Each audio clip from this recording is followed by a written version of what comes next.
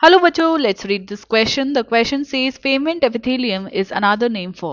हमें यहाँ पे पूछा है कि पेमेंट एपिथेलियम का दूसरा नाम क्या है, या पेमेंट एपिथेलियम किस टिश्यू का या किस एपिथेलियल टिश्यू का दूसरा नाम है।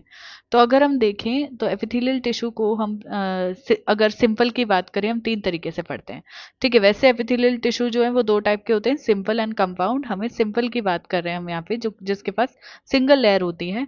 वो फर्दर जो है तीन टाइप के होते हैं, स्क्वैमस, क्यूबॉइडल एंड कॉलमनार। ठीक है, सो सिंपल एपिथेलियम की बात कर रहे हैं हम यहाँ पे।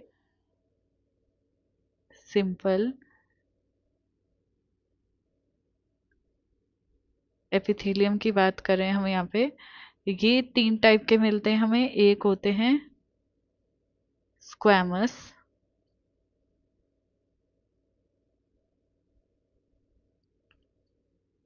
Cuboidal and columnar. ठीक है, अब अगर हम स्क्वैमस की बात करें तो स्क्वैमस जो होते हैं, एक तो सिंगल सेल, सिंपल का मतलब है कि single layer of cells present रहेगी। ठीक है, इनके जो सेल्स होते हैं वो फ्लैट होते हैं, सेल्स फ्लैट होते हैं जिनके पास इरेगुलर बाउंड्रीज होती है। ठीक है, यानी मान लो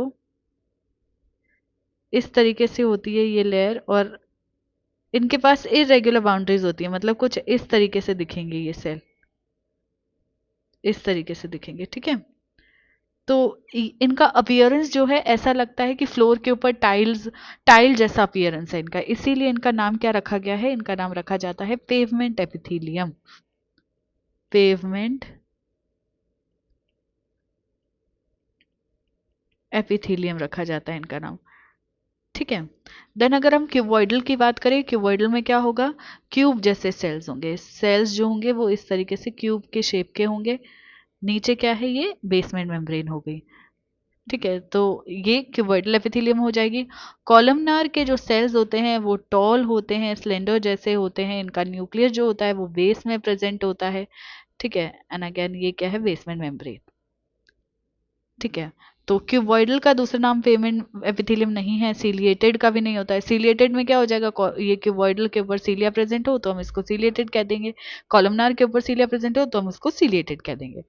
ठीक है, सिंपल स्क्वैमस एपिथेलियम को हम क्या बोलते हैं, पेवमेंट एपिथेलियम, ये करेक्ट है। स्ट्रैटिफाइड एपिथेलियम भी इनकरेक्ट हो जाएगा। हमारा जो करेक्ट आंसर है that will be option C. I hope कि आपको क्वेश्चन अच्छे से समझ आ गया है। Thank you.